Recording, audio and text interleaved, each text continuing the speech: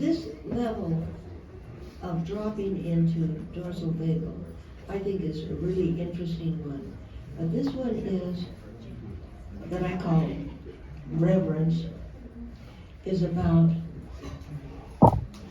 awe and wonder and beauty, that when you see something unexpected, you also stop dead. You also lock up for just that 200 milliseconds. You also get that rush of endorphins or endogenous opioids and feel it and recognize it. So it becomes very different than being really frightened of dying. Although you can see that some people cry when they see something beautiful, and it hits them that way. And I have up there the picture from the National Dance Institute, because I personally believe dancing is one of the best things that any of us can do, but especially in groups like these children here in New Mexico, where the National Dance Institute is going to schools and teaching children to dance together, because when we do things together in rhythm, the research shows we cooperate better. Anything we do in rhythm with each other, we cooperate better. So the research really pushes that. But we all know music is so good for us, singing is so good for us, and we're doing that together. So I put that up there under the heading of reverence and beauty. I don't know if there's anything else up there that I need to say. Shawshank, Mozart. Shawshank. Oh yes. I just wanted you to think about the Shawshank Redemption. Those of you who saw that movie, it was quite a long time ago, but it's a good movie. But the thing is, Andy, the fellow who's been put in jail or prison for murdering his wife, etc., becomes able to work in the warden's office, and he has an ability to get to the records.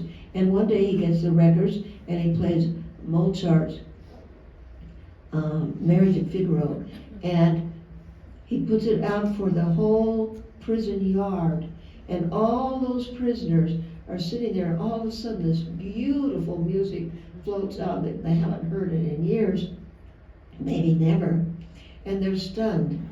They're all standing there, their mouths are open just like that baby and like a chimp, stunned with beauty. And I just thought it was a perfect example of what I'm trying to talk about in terms of our bodies going into that reaction automatically, without your control, going there. Okay.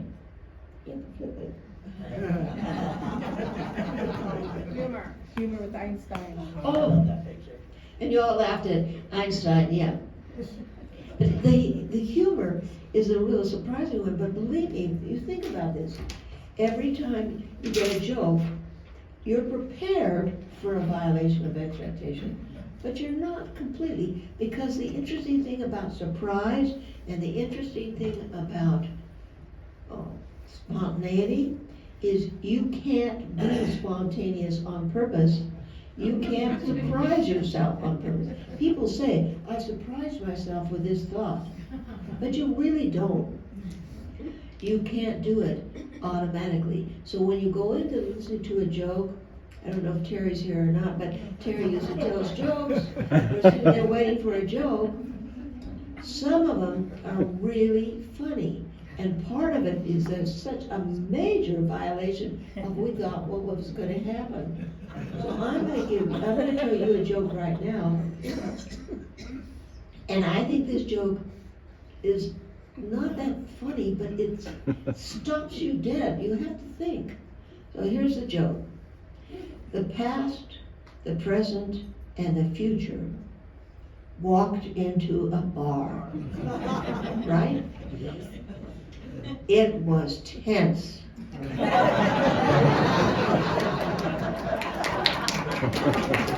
Okay.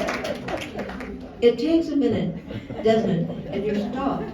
And then, I get it. So in that time, one, You're in and out. And you can perceive that there's no threat, and you perceived it before. So it's not like, but your body doesn't know that. When there's a violation, your brain just goes there. And it's that reflexive reaction. I don't want you to forget it. All right. Now I'd like to go on to something very different. How about chip swimming? What? Oh, the chip swimming, Chip yeah, we swimming. can do that. Chip Okay. swimming. Oh. Oh, yeah, the chip swimming. Hanging on to the, On humor. I've already told you about that, haven't no. No, not yet. I? I don't know why I have that. I don't understand it. Isn't that humor? Oh. Yeah. Yeah, humor, about them not swimming, but being afraid of swimming, right? Hanging off the trees. Oh, thank you. So, there is a literature that says that laughter is a sign of fear. And then people say, that's ridiculous, laughter is not. But actually, I think it is, and it's evolved. And I did see it, I have a film about chimps in Africa who are learning to do new things. And in this film, the chimp is actually hanging onto a branch up here and dipping his legs into the water. And then the branch bounces, so he's going deeper and deeper. The whole time, he's got this grimace, but it's kind of a smile, and it's kind of a laugh, and he's having fun, but he's scared to death. And Tara said to me, it's just like being on a roller coaster. You're laughing, you're terrified, you're laughing. So they go together pretty well, and I want you to think about that when you're experiencing this, just that we are evolved. I don't know, I know that my dog, I could tell when she was happy. I never saw her laugh, but I saw her be happy. I could see it, and I'm sure you have pets that you know that. Is there anything else I should say? Oh, I want to say a little bit about play. I see that word down there. Play is basically laughter. But I want to say just a couple of things about play because I think they're important. It is the name that Jock Panksepp, who does research on feeling, talks about in terms of a major human feeling experience and all the derivatives. And in play is where we learn to be fair, where we learn to take turns, where we learn the 40-60 rule, which is if I'm stronger than you are, but I want you to play with me, I'm still gonna let you win the wrestling match we're in 40% of the time. So you could play and you could feel like the winner, and then I could be the winner. And that's taking turns being fair. That's what we get. We also learn hierarchy in play. And we can do it with laughter and humor and fun. But don't ever forget, we're also going into that dorsal vagal drop up. And we're helped with opioids, that natural in our body. I'd like to also say about play that when we get into concepts like justice, that comes from our ability to play. If we're someone who doesn't understand justice, we probably didn't play much, and we didn't know how to play, or we were bullies, that sort of thing. So it's very important to think play and humor as some people are missing. Okay. Response. What is your response based on your childhood experience? It's funny, when I hear you, I can't hear you, so. What is your response based on your childhood experience? Oh, all right. And this is so important. This is so important because our responses to these things are really based on what did you learn as a child. And one of them, and I'm going to tell you right now, not included in my PowerPoint before, but I'm going to talk because I just thought of it, is research they've done with infants from day one of their birth, and they're suckling, because Porges talks about the vagal being connected, you remember, with sucking and swallowing and breathing and vocalizing, all this area, the ventral vagal, which also supports endorphins rush from the vagal. And when the research they've shown is that humans, this has something to do with the heartbeat, but human babies, when they're first born, they suckle at about 9 sucks per second or something like that. 9 sucks, and then they stop. That may have to do with breathing. I don't remember the research enough just to know that that was it. And a mom who's rested, it doesn't matter whether it's a bottle or a breast, but the mom who's rested can hold that baby and begin to recognize that the baby is doing this and stopping. Now the baby is not stopping because they're thinking it's time for me to stop. That's an automatic, instinctual thing to do, stop. But the mother then jiggles the baby, wake up, start taking your milk again. And the mother who notices that there's rhythm going here. Suck 9, stop. Jiggle 9, stop. Suck 9, stop. That mother raises a child who knows how to take turns. And that starts on day 1. That's amazing to me. That starts on day 1. So the mother who's anxious is jiggling. She's not stopping. The baby kind of has to put up with her. The baby's starting the game and initiating the game. Mom just jiggles. Or the mother who is depressed forgets that the baby has quit suckling and just lets the baby lie there, and then the baby has to start sucking on its own. That baby grows up to be, from an attachment theory point of view, grows up to be independent on its own, sort of dismissive, and the other baby becomes really reliant on the other, sort of preoccupied with it, noticing. So that research from the beginning, that all this comes to all of you in this room. You have universal things that I'm talking about, and at the same time you're unique. And that's another quote I like by Margaret Mead. You are absolutely unique, every one of you, just like everyone else. And see, there's an unexpected violation with that. And just like everybody else, then the understory is what's really important. That we're just like everybody else, but we are unique. And the uniqueness comes from, where did you grow up? Who were your parents? Who were your not? If you didn't have parents, what kind of trauma did you have? Did you not have any trauma? All of that is in the next part of this talk, so I'll go on to next. Memory, Kendall. Oh, I'm going to talk about memory. And not very much because I don't have the time, but I want you to know there are 2 kinds of memories.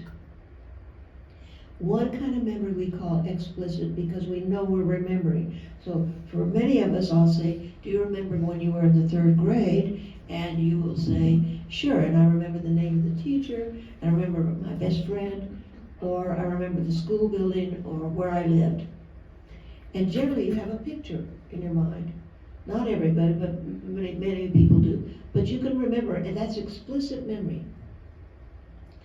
Sometimes you can even say, I remember what it felt like. One of my friends said, I remember what it felt like to run barefoot across the lawn at the school in Texas where he went to school.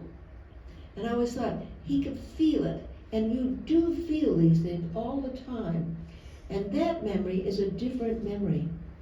We call that implicit memory, sometimes procedural memory, because the example they always give when they're trying to teach this is, you remember riding a bike for the first time, or when you finally got going without training wheels or whatever, and you don't know what you're doing. You're not saying, okay, put pressure on this one, be sure you hold here, get the brakes with your hands.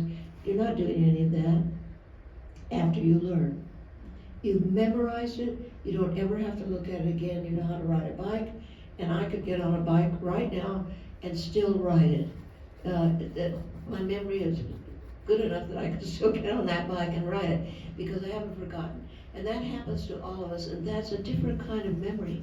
It's a memory of our sensory taking in of information, and using the five senses and the kinetic sense of our body. We remember these things without knowing we're remembering.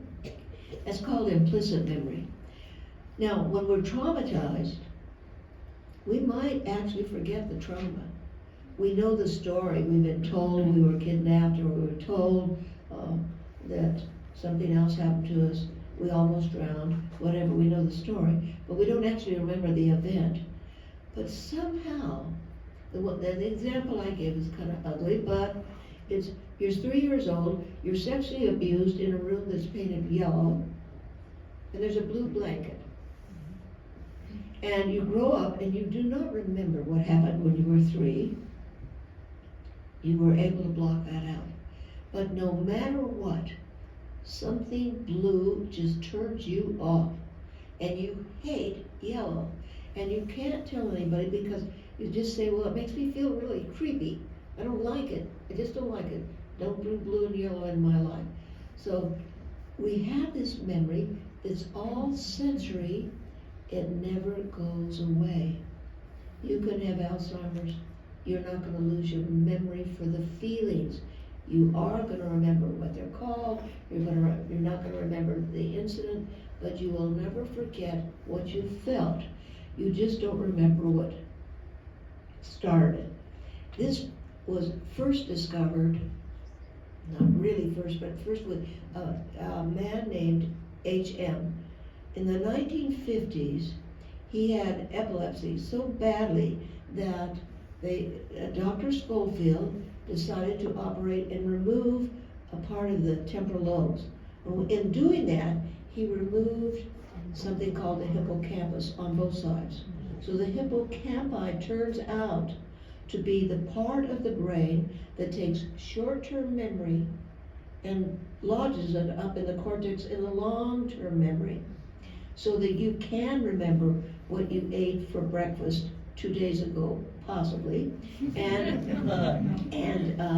but you, at least with HM, when Dr. Schofield removed these, he could remember everything he had learned before the operation. He was in his 20s. And he lived actually until he was 80, and they studied him every day. But he could remember all the things that had happened that were stored. But from the day on that this operation happened, he could not remember anything he did. So one of the things they did, they had him draw a star and look at the star and see if the next day he could draw it a little bit better. And actually, the third day he drew a star pretty well. But he could not remember ever learning it, and the day before or the next day or so he couldn't remember. The woman who studied him met him every day in the hospital where he lived, because he couldn't live and take care of himself. She'd always walk in the room and she'd shake hands with him.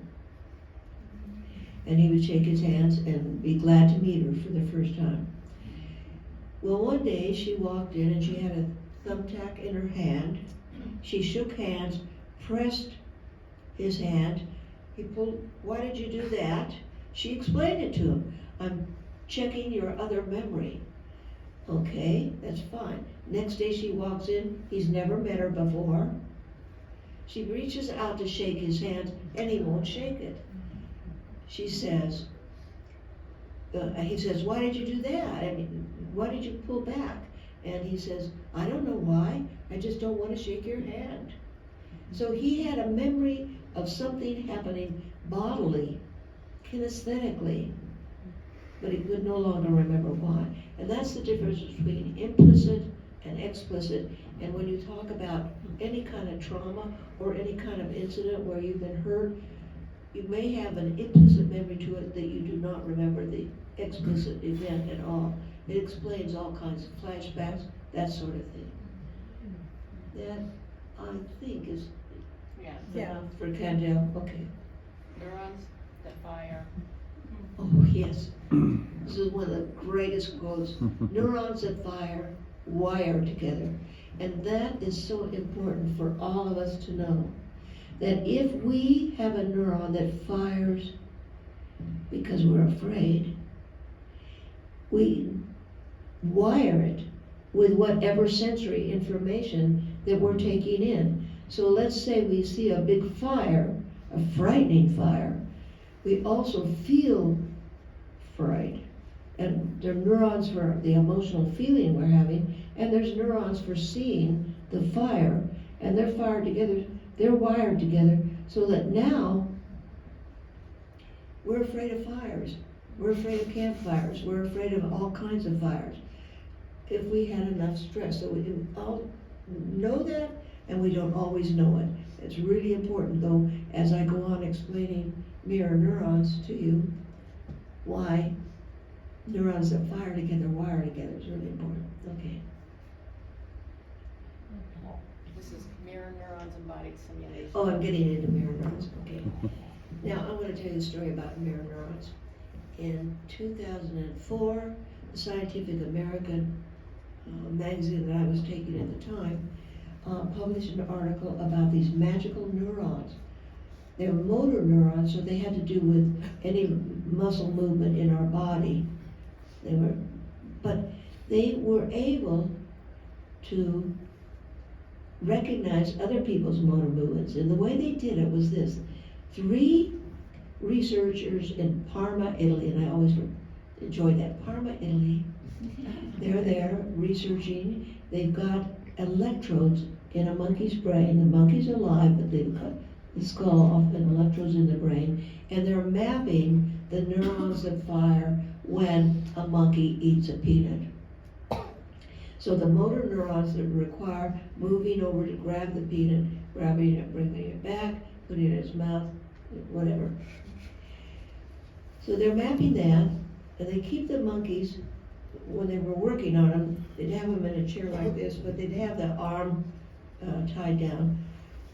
And one day, one of the researchers walked in, and he grabbed a peanut and put it in his mouth and ate it. And the electrodes in the monkey's brain went off, as if the monkey were eating a peanut. Eureka! My gosh, what's happened? I'm eating the peanut, but the monkey's electrodes are going off, as if he were. So then they began to study, and this was in the late 90s, but by 2004 this article came out. We began to see, what were they saying? When we watch each other, like I'm doing this right now, most of you know I am not going to attack you with this kind of movement.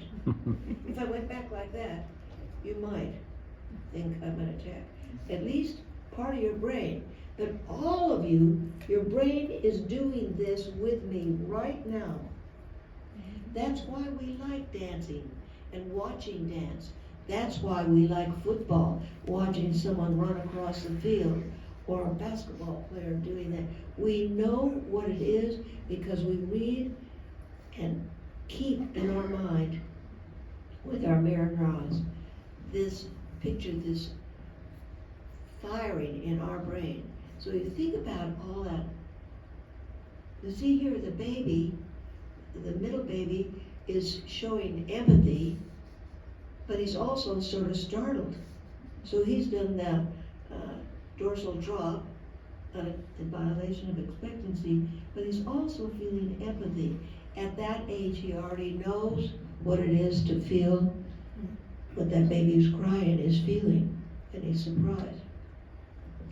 So this to me explains all of us how different we are because of what happened to us when we were infants. Apart from how we were getting to suckle and take our milk, apart from that, the face, the muscles in the face of our parents or our caregivers, the muscles in the face of our brothers and sisters, tell us who we are. And there is a quote in here, I think, about Winnicott. Is that next, that quote? I'm gonna check it. Can I go on? Okay. Oh, no, I missed a bit. Somewhere the quote is in there that Donald Winnicott, who studied children, said, when a baby looks at his or her mother, what the baby sees is himself or herself. And that is true for all of us when we were babies. What we saw in the face of the, and it was firing. Now this I put up because I think this is so important in terms of the concept of mirror neurons. We learn everything. And you look at this, probably most of you can imagine the slash, where the slash was from the top or from the bottom. And you know that because whether you ever slashed a canvas or not, you have probably done some kind of movement up and done some kind of movement up this way and down, I mean. And I think you can just say from your mirror neurons, your experience of life.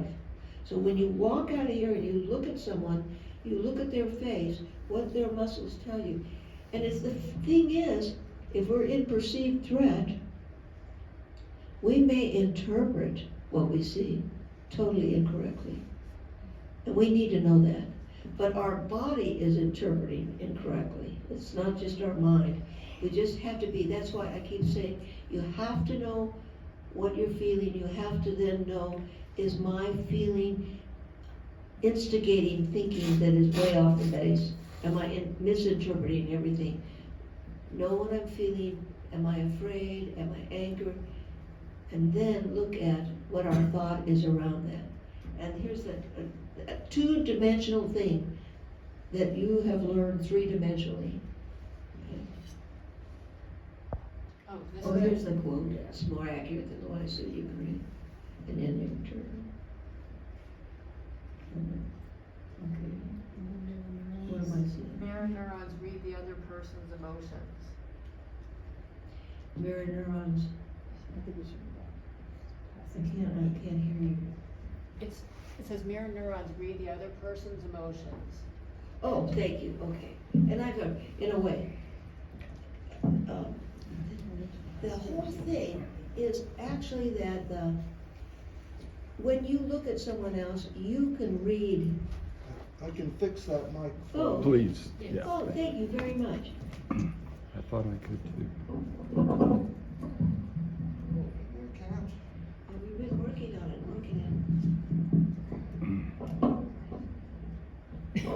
That's, I know maybe, that's okay, but I appreciate it very much that you're willing to do it. Thank you. I'll hold it over here.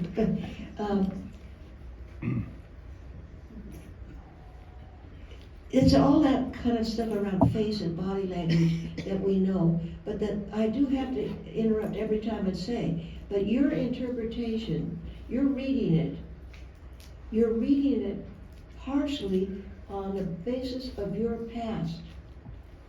That when you remember something from the past that you don't even know you're remembering, like you're remembering the sensory information in implicit memory, and then you're interpreting somebody based on your implicit memory, you could be wrong. So it becomes so important when you decide that someone, this is something that happens that I think is very bad, when someone says, he does that because he's selfish. We don't really know why someone does something. We can guess and we can infer, but we really don't know why someone else. And the best thing, of course, that people, you know, I mean, you can't ask certain people, but you can ask someone that's your friend, why did you do that? And it would be a lot better than making these guesses. But I'm really right now just trying to help us get through this next 4 or 5, 10 years. I don't know what it'll be. That we stay calm and that we keep breathing. So I have left that out, and I'm just glad I finally remembered, because it's more important than what I'm saying right here. I think the most important thing we can do is breathe carefully, slowly. And so the exercise is, and I do this now 10 or 15 times a day, and one of my clues, if I'm watching news, is this. If I'm doing this, or if I'm fiddling at all, I get that way, I know I'm in fight or flight. If I'm in fight or flight, I'm not gonna be thinking except get out of here, or fight. And I'm not gonna really be deeply thinking. So I have been learning to breathe deeply, and the way to do it is to take in a deep breath. Do it with me. Take in a deep breath, hold it just a second, and then let it out very slowly. When you do that, you slow down your heart. And when you slow down the heart, you lower all the bodily stuff and your brain comes on again. You can think. And I may have to do that 10, 15 times a day, but I'm doing it and it's helping me. And I'm asking all of you to remember this, to do that, to keep calm these days, because we need to be our best thinkers right now, our most critical thinkers. So, I'm going to pick that up now. Where am I again? Over I here? think we've covered it. I can't see Yeah, it. go next. I'm gonna go to the next one. Sorry, mom and dad, You pictures. covered it. You I covered it. covered it, turn around. Oh, okay. So now I'm going to do mirror neurons for the baby, for your baby inside of you, and for you. But this is one where mom and dad are happy, and their faces show it, and any baby looking at that will feel it. And that baby will respond. So you can put the next. There's the baby. Now remember I said neurons that fire together, wire together? So what Pam has done for me is she's made a little cluster of neurons in mom's head, baby's head, and dad's head that fire together. They made a little pattern. Now that's the pattern they're going to have in their lives of firing together this happiness. All three of them have it. And so they're in synchrony. And they're actually experiencing a togetherness, a oneness, etc. And now, next slide. This baby, and they are too, but this baby is getting his own sense of his cluster, and he is imprinting the cluster of happiness that his dad is showing, and he is imprinting the cluster of happiness, neurons firing together, that his mother is. So he's learning very much, I'm okay, we're in synchrony, and this is what it feels like to be happy. Okay, next one. And now, what Pam did was she just put them all in, they're all in the head. They're all in your head, they're all in my head. Okay. Now, what do you have? A mom that's angry and a dad that's angry. What does the baby have? Baby, fear. Total fear. Natural, normal, healthy fear. And he also has, however, flip it. He has mother's anger, dad's anger, paired with fear. So again, if he sees an angry face 20 years later, he's going to have it clustered with fear. He's going to have it in him. So all of you have learned emotions from each other, emotions from your mom and dad or your parents or your caregivers in the same way. They're in there. We have 86 billion neurons, and some of them are imprinted with what we've learned from this. And I've been using mirror neurons the whole time, even though I really know that Vittorio Galassi, whose work I've been reading, Galassi, he calls it embodied simulation, and I want you to hear that term. I'm sorry I've not been using it, because mirror neurons sound like the neurons reflect out into the world, and that's not what they do. They get imprinted. Like you put a hand in clay, it's there. You can't get rid of it. It's there. It's what Candell said. It's always going to be there, imprinted. You can learn other ways, but that's a new imprint. The old one never leaves. That's why if you decide you want to quit smoking, you have a habit, you've imprinted your neurons with, get this certain feeling, I'm gonna get my cigarettes out, I'm gonna smoke. You decide to quit smoking. Now, you're not gonna undo the neuronal pattern of smoking. You're gonna make a new one, a non-smoking pattern. And that's why it's hard to quit drinking, it's hard to quit using opioid substitutes or oxycodone. It's hard to quit smoking because it's there forever imprinted in your neurons.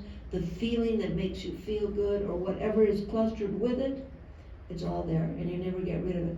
You just learn finally to have a new imprint. And this baby right here with an angry mom and dad imprinted in his brain can learn to live with somebody who gets angry and not be upset terribly. But it takes a lot of practice and so forth. Is somebody raising their hand or am I? Okay. Okay.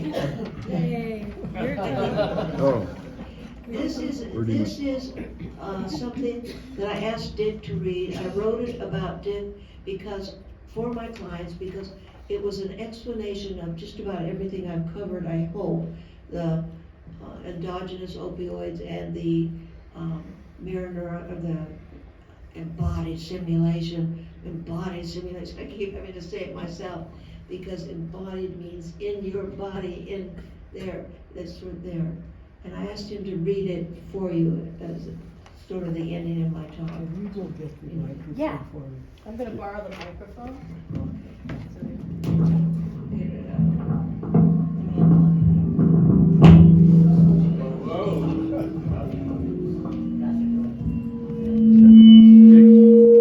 you may need It won't go, it says it Yeah. that. Oh, to. No, it's not this. I think it's he's pointing it.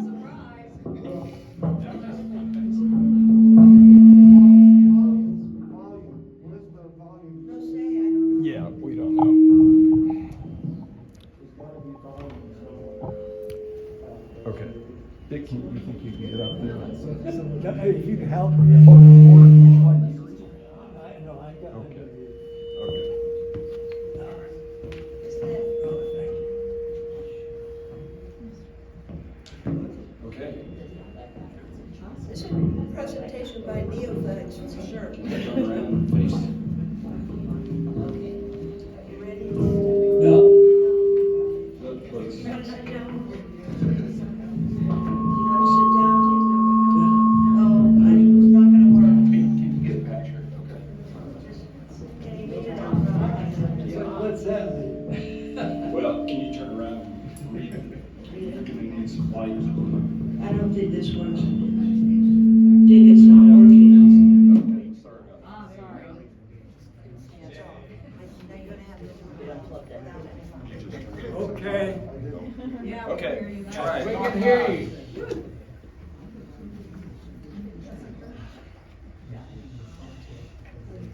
Can you see? So many things you have to do. Okay, this is something that Marythelma calls a moment of intimacy. My husband Dick regularly goes for an early morning walk, usually at dawn. The other morning, as he walked by a familiar open adobe wall gateway, he met a scraggly coyote coming through the gate. Both man and animal stopped dead in their tracks. They looked directly into each other's eyes, dropped the gaze, and moved on down their respective paths. Dick and the coyote were surprised. Both had been walking in their own worlds. Porges would suggest each living being was in the parasympathetic ventral vagal, mixed with sympathetic autonomic mobilization. When they surprised each other, each individually, within 200 milliseconds, dropped into the ancient dorsal vagal, preparing for imminent death. Porges calls this violation of expectancy. Soames calls it prediction error. After the passage of the 200 milliseconds, through the motor mirror neurons passing the muscles of the face and body of each actor, the brain of each has assessed the situation and its real threat. Between 400 and 600 milliseconds, the brain has focused on the feeling manifested by the firing of its motor mirror neurons. The simulation of the embodied action of the other feels and informs each being reciprocally. Dick and the coyote made eye contact, experiencing a moment of intimacy, which Porges would say was an experience of dorsal vagal and ventral vagal state. With respect and dignity, they passed each other by, both shifting back to ventral vagal sympathetic mobilization.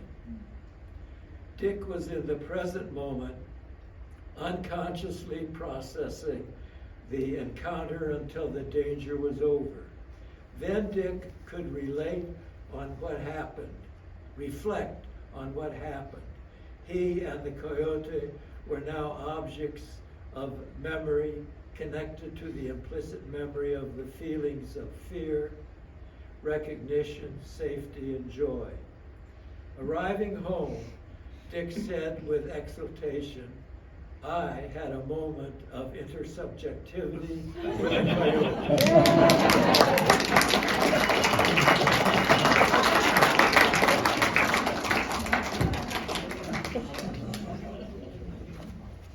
I'm going to just try just to say, I hope that what I was able to cover in terms of Can't get that back on. our respective responsibility to be able to think about what is going on in the world right now and what is going on in the United States.